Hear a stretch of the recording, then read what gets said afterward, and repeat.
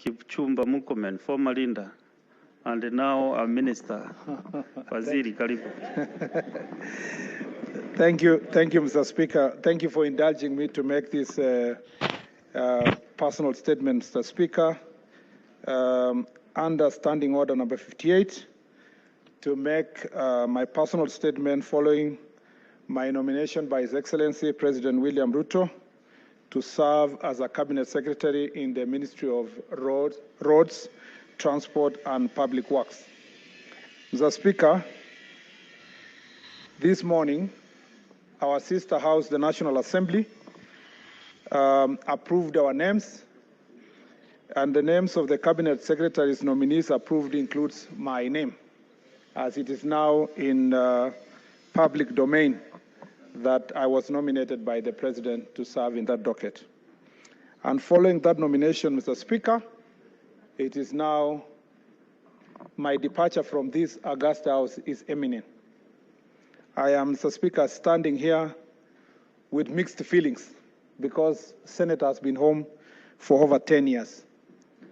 In the year 2013, I was elected by the people of Elgeyo Marakwet County on the 4th of March 2013 to serve as the senator for Elgeyo Marakwet County.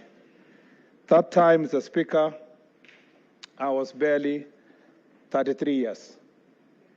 Mr. Speaker, in the contest that led to my election, I competed with seasoned politicians, including the late Nicholas Biwott, whom, Mr. Speaker, was my worthy competitor, and the people, notwithstanding my financial status, my unknown name, my unknown background, the people of Elgeyo Marakwet County, having listened to my manifesto, agreed to elect me to come and serve them in this house.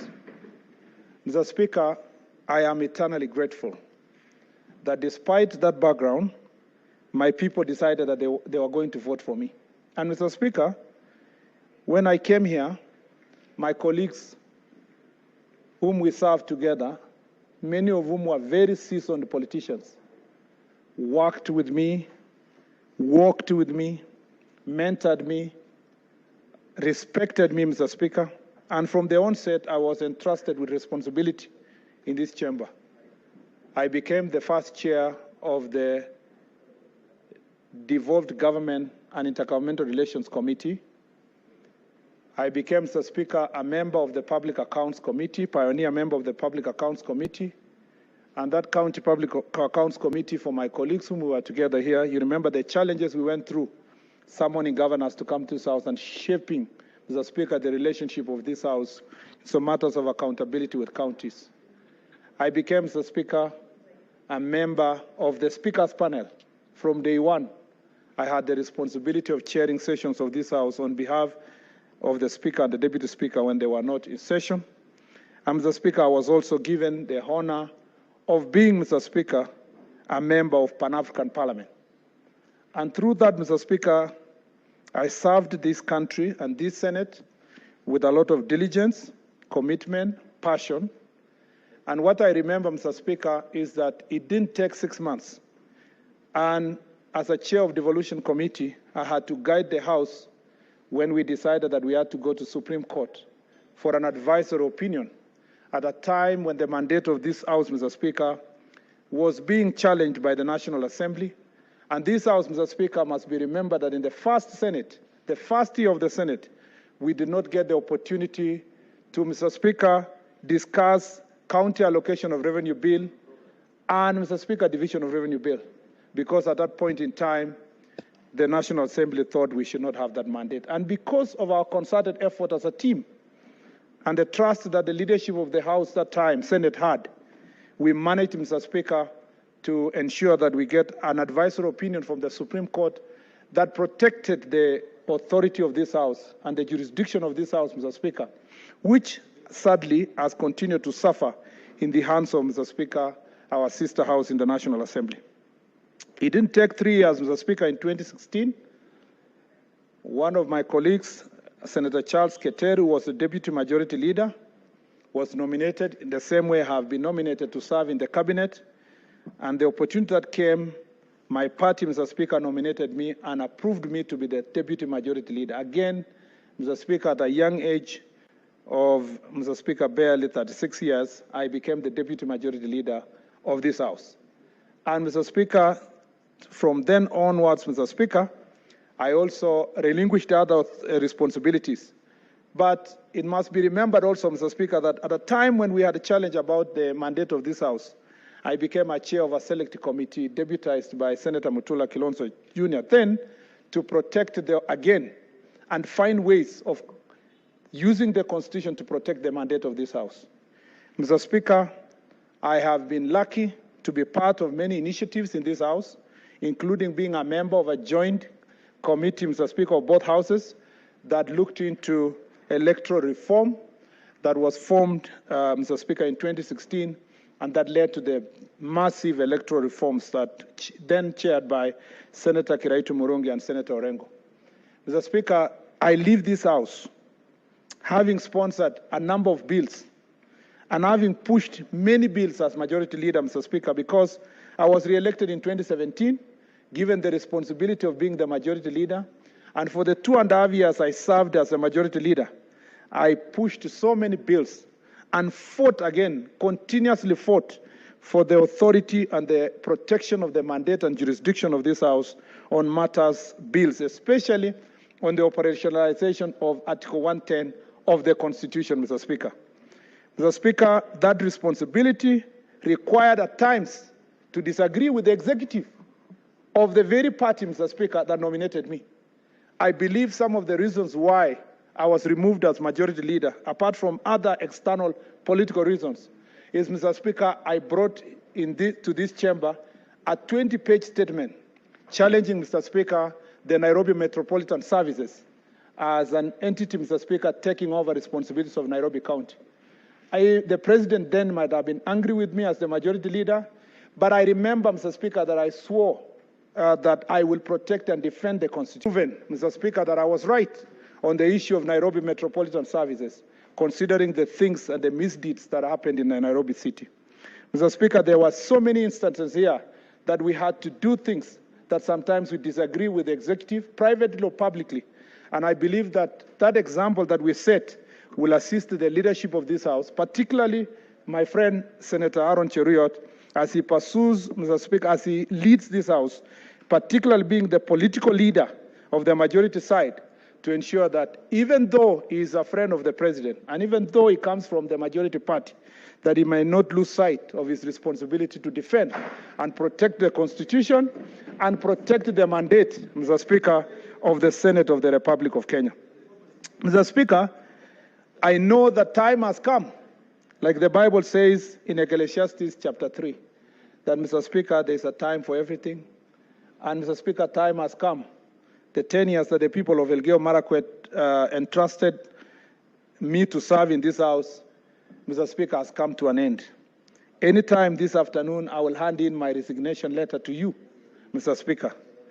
That even as I do so, Mr. Speaker, I want to say that I'm very proud of my tenure in this House for 10 years.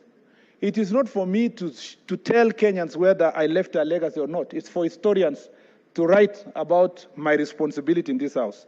There's a lot we would have achieved, Mr. Speaker, had we sorted the problem of relationship between this House and the National Assembly. There's a lot, Mr. Speaker, our country would have benefited if there was a proper implementation of Article 110 of the Constitution insofar as bills concerning county. There is a lot that this country lost, Mr. Speaker, by denying the opportunity, Senate the opportunity to contribute to matters of bills. That is one area, Mr. Speaker, even as I exit from this door, Mr. Speaker, to the executive, that is one area I will continue being an ambassador of the Senate. That is one area, Mr. Speaker, I will work with the leadership of this House to ensure that the executive respects the mandate of the Senate. And luckily, we have had many discussions with the current president about protection of the mandate of the Senate. And I believe that we shall be able to achieve this through consultation, cooperation, and more so, Mr. Speaker, through very transformative leadership that will be offered by this House. Mr. Speaker, I leave this House knowing that I leave very great men and women whom, Mr. Speaker, were recently elected. And unfortunately, I used to joke, especially to the majority side, particularly our SG knows that it was, I was telling her it would have been my greatest pleasure to be here to mentor her, but also to monolize her a little bit. Mr. Speaker, I have not had that chance. She has just told me, you are leaving before you did anything to monolize us. But, Mr. Speaker, the men and women elected on both sides of the House are people who have served this country in very senior capacities, Mr. Speaker, people who have relevant experiences, Mr. Speaker, in different fields and in different professions, Mr. Speaker. I believe that if they take their responsibility seriously, and I want to tell honorable members here, you don't know what's going on inside me. There are things I'm very proud I did, but there are things I regret that I didn't take time to do. Maybe I would have done more bills. Maybe I would have come with more statements.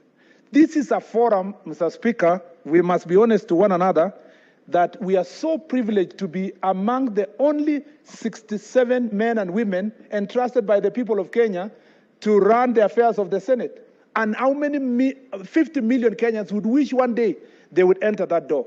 We must never take it for granted, Mr. Speaker. We must make sure that our names are inscribed in the annals of history. We must make sure, Mr. Speaker, that Hansard one day will say there were men and women who came through this door, Mr. Speaker, and as they left legacy in this house. And I think that is the message I want to leave to you, my colleagues. I am proud that inside these chambers, there are colleagues we schooled together. Senator Sigei, who is my legal partner, Mr. Speaker, was a class behind me. Mr. Speaker, the Secretary General of ODM, Senator Sifuna, who was also a classmate of Sigei.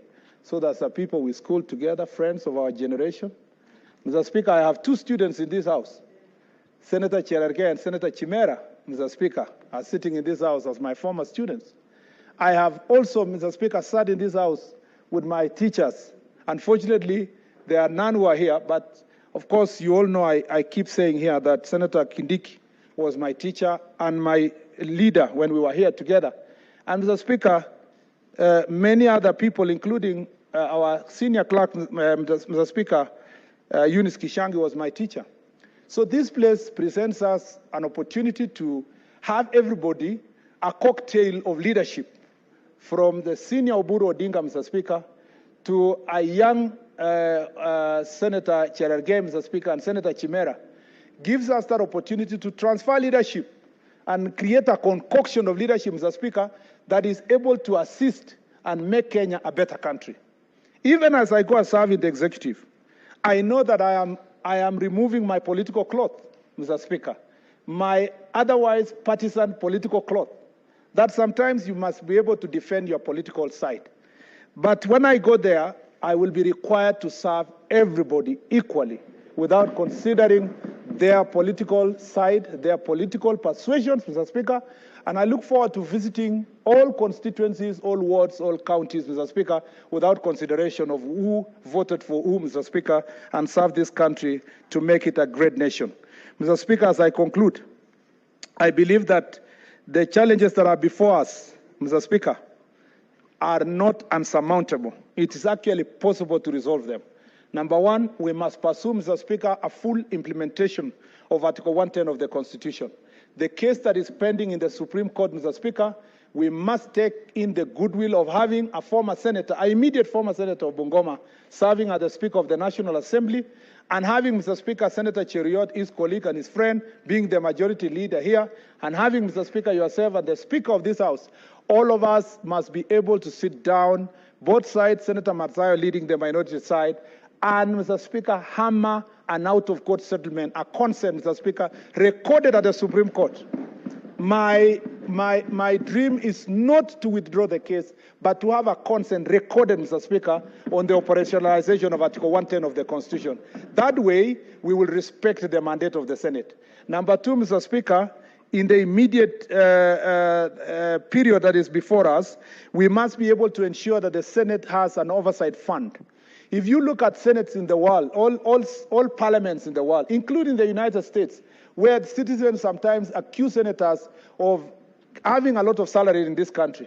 It is true that salaries of the U.S. senator, Mr. Speaker, might be modest.